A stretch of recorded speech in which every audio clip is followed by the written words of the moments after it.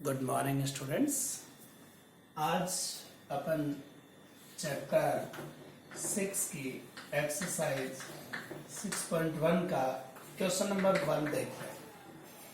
तो प्रश्न नंबर 1 हमें क्या बताता है?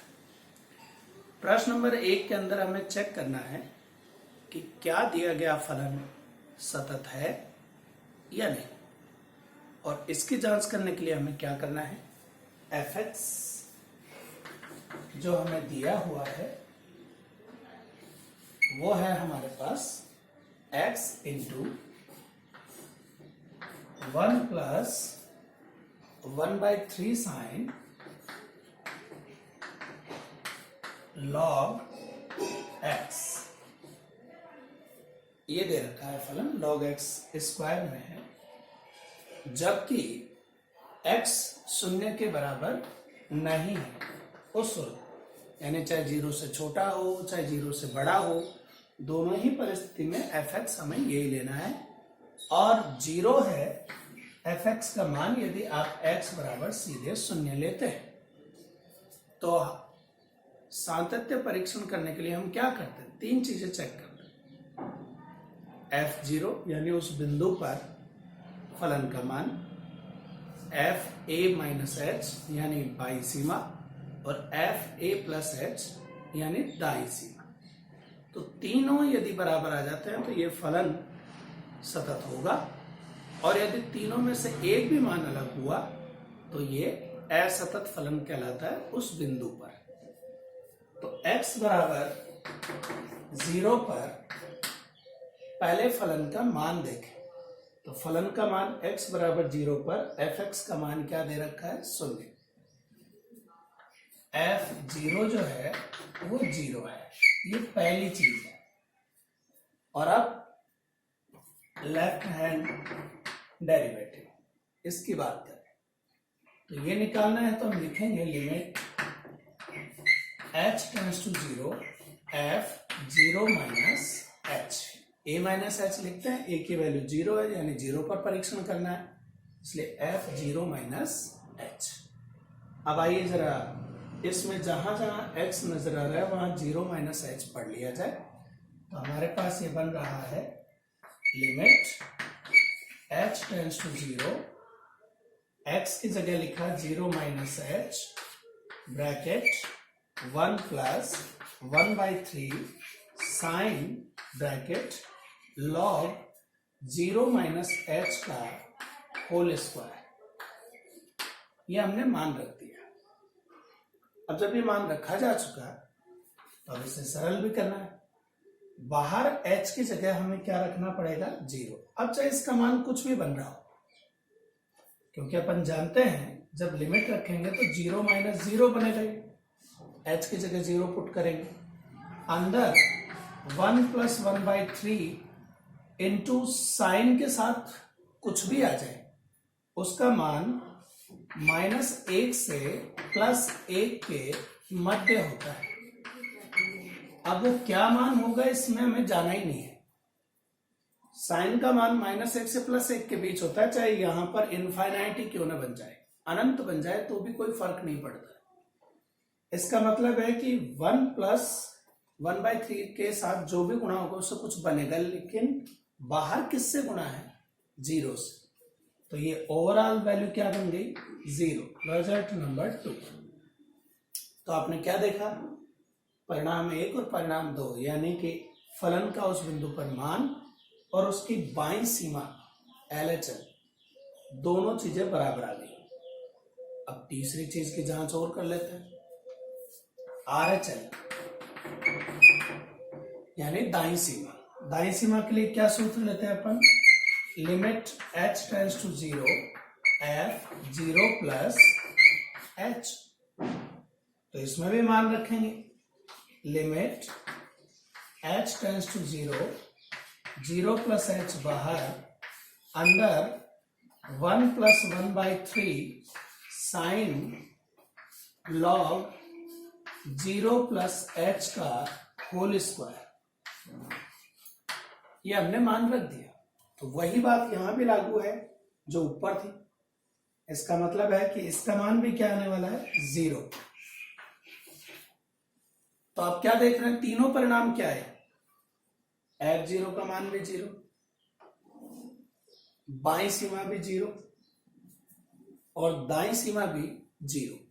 तो यदि ये तीनों मान बराबर है तो हम कहते हैं कि दिया गया फलन x बराबर 0 पर सतत है। इस तरह से अपन इसका सातत्य परीक्षण करते हैं। उम्मीद है ये तरीका समझ में आया होगा जो मैंने लिखा है, आपको दिखाया यहाँ पर। Thank you. आगे चलते हैं।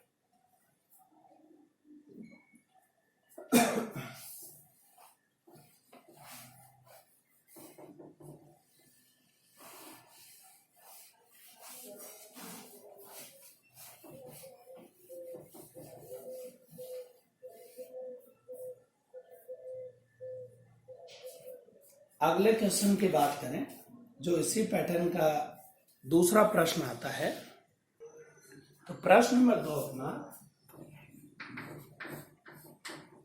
जिसमें f(x) अपने को दे रखा है x माइनस महत्तम पूर्णांक फलन x, ग्रेटेस्ट इंटीजर फंक्शन। ये बड़ा ब्रैकेट नहीं है, यहां पर ये फंक्शन है, फलन है, महत्तम पूर्णांक फलन, ये वाली चीज। तो x में माइनस हो रहा है महत्तम पूर्णांक फलन x। अब इसके सातत्य परीक्षण x इक्वल्स टू 3 पर करना है। x बराबर 3 पर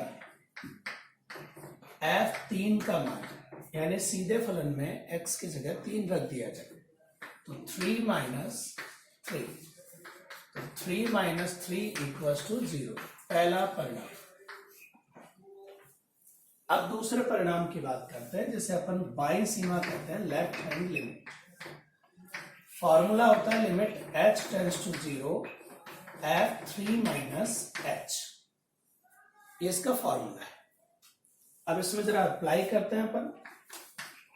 limit h tends to 0, x की जगह लिखा 3 माइनस h और महत्तम पूर्णांक फलन यानी ग्रेटेस्ट इंटीजर फंक्शन में भी 3 माइनस h। अपन जानते हैं कि यदि किसी भी राशि में से कुछ कम हो रहा हो, जैसे 1.1 हो, 1.2 से लेकर 1.9 तक, तो महत्तम पूर्णांक फलन पिछले पूर्णांक में यानी 1 में चेंज होता है। अब यहाँ 3 में से कुछ कम होगा तो ऑब्वियसली 2.95 इस टाइप की कोई भी राशि आ सकती है, मतलब कि 3 से छोटी राशि आ सकती है। और 3 से छोटी राशि आना प्रीवियस इंटीजर यानी पिछले पूर्णांक में बदलता है। तो हम यहां लिखेंगे इसको 3 minus h, limit h tends to 0, 3 minus h minus 2, यानी ये राशि किस में बदली, 2 में, पिछले पूर्णांक प्रीवियस इंटीजर में। तो अब अपन h की जगह 0 लिमिट पुट कर देते हैं, तो हमारे पास ये बना 3 माइनस 0 माइनस 2 यानी 1। उसमें क्या आया था 0, इसमें क्या आया 1। तो इसका मतलब है कि दोनों अलग अलग हैं, और अलग अलग है तो ये सतत हो ही नहीं सकता। अब जरा RHL भी चेक कर लेते हैं। उसके अंदर आप लिखते हैं limit h tends to 0 f3 plus h, यानी अब इसमें x की जगह 3 प्लस h पढ़ना है। तो अपन यहां पढ़ रहे हैं limit h tends to 0 3 plus h minus महत्वपूर्णांक फलन 3 प्लस h। अब 3 में चाहे कुछ भी जुड़ रहा होगा तो वो डेसिमल में ही, और यदि वो डेसिमल में है तो हम उस चीज का मान पिछले पूर्णांक यानी 3 में चेंज करते हैं। तो ये राशि बन गई 3 प्लस 0 माइनस 3 यानी कि 0। तो हमने क्या देखा कि पहला और तीसरा परिणाम तो सेम है, परंतु ये सेम नहीं है, क्योंकि f0 की जो वैल्यू है या f3 की जो वैल्यू है वो f3 प्लस h के तो इक्वल है, लेकिन ये बराबर नहीं है बाईं सीमा यानी f3 माइनस h की। इसलिए हम बोलते हैं कि ये सतत नहीं है। अतः फलन x बराबर 3 पर कंटिन्यूअस नहीं है, डिसकंटिन्यूअस है, यानी असतत फलन है। तो उम्मीद है ये तरीका समझ में आया होगा। पिछले तरीके में सतत हुआ था क्योंकि तीनों मान बराबर थे। इस बार असतत है, क्यों है? क्योंकि तीनों में से एक बाईं सीमा LHS डिफरेंट है इन दो से, इसलिए ऐसा होता है। चलिए अगला लेते हैं।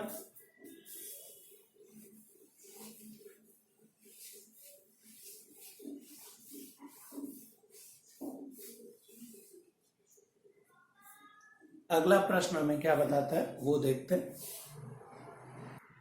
जो प्रश्न नंबर 3 है अपना, उस पर फोकस करते हैं। प्रश्न नंबर 3 हमें क्या बता रहा है कि fx का जो मान है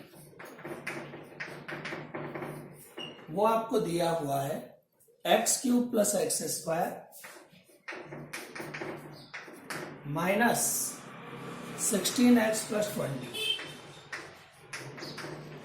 और अपॉन में है x - 2 का होल स्क्वायर। ये तब लेना है जब x बराबर नहीं है 2 के, और जब 2 के बराबर है तो लैम्डा। और प्रश्न ये कह रहा है कि दिया गया फलन इस बिंदु पर सतत है, यानी ये पहले से ही दिया हुआ है। चूंकि फलन x बराबर 2 पर सतत है, तो सतत होने का मतलब समझते हैं उसकी तीनों चीजें, f2 - h और f2 + h, यानी फलन के उस बिंदु पर मान बाईं सीमा और दाईं सीमा, यदि ये तीनों मान एक जैसे आते हैं तो सतत होता है।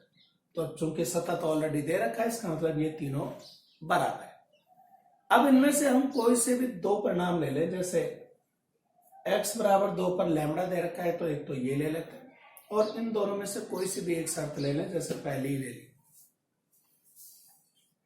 इसलिए f2 का मतलब तो हुआ लैम्डा, f2 का मान लैम्डा है, और LHS ले तो लिमिट h → 0, यहां जहां जहां x दिखाई दे रहा है वहां 2 - h पढ़ ले।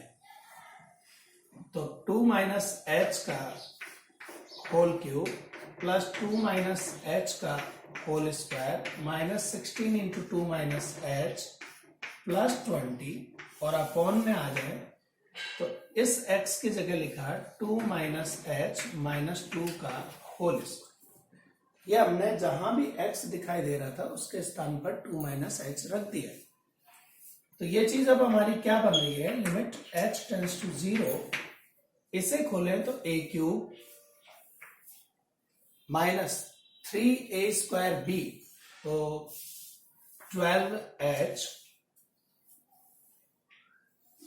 प्लस 3ab², तो इसका मतलब हुआ कि 6h² और -b³ यानी -h³।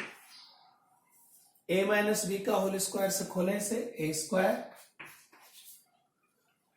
-2ab प्लस b², इसको खोलें -32 प्लस 16h और प्लस 20। नीचे देखेंगे तो 2 से 2 कटेगा, सिंपल h² रहेगी। अब आइए इसे हल कर लेते हैं। तो लिमिट h → 0, देखिए इधर 8 + 4 12 प्लस 20 32, और ये माइनस के 32, यानी 1 2 3 और 4, ये राशियां आपस में खत्म। अब बाकी की देखते हैं। यहां पर है अपने पास माइनस का h³, तो एक तो इसको देखना है। 6h² प्लस h² मिलकर हो गए 7h²। एक इसको देखना है। माइनस के 12h और माइनस के 4h मिलकर बनते हैं माइनस के 16h, और वो है प्लस के 16h। तो 1, 2 और 3 राशियां ये कट गई। तो अब ऊपर यही बचा, नीचे h²। ऊपर से इसमें से h² कॉमन ले तो नीचे वाला h² कट जाएगा, तो ये limit h tends to 0 7 minus h रहेगा। और अब इसमें h की जगह 0 पुट कर लो, यानी लिमिट ले लो। तो जैसे ही आप h की जगह 0 रखोगे तो क्या बचेगा, केवल 7, यानी इसकी वैल्यू आ गई 7 माइनस 0 7। तो ये किसकी वैल्यू आई, लैम्बडा की। तो ये लैम्बडा का मान है 7। उम्मीद है समझ में आ गया होगा कि इसमें लैम्बडा अपन कैसे निकालते हैं। तो ये इसका तरीका होता है कि जिसके अंदर आपके पास पहले से ये दिया हुआ होता है कि ये फलन सतत है। तो जब दिया गया फलन सतत होता है तो अपन क्या करते हैं, 3 शर्तें होती हैं, यानी उस बिंदु पर फलन का मान, बाईं सीमा और दाईं सीमा, इन तीनों को बराबर लेकर चलना है। पहले से ही बराबर लेकर चलना है क्योंकि ये सतत है, कंटिन्यूअस।